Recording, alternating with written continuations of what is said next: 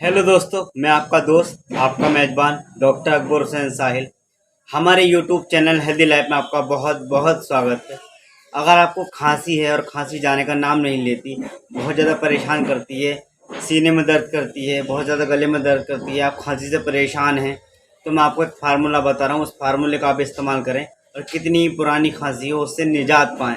आप क्या करें, कम पका हुआ अमरूद लें, उसे बीच में से कट कर लें, उसे काट लें, और जब उसे काट लें आप उसमें नमक लगाकर और आग पर सेक कर उसे आप जो है इस्तेमाल करें, उसे खाएं। आप देखेंगे आपकी कितनी पुरानी खांसी है वो उसमें आपको आराम मिलेगा।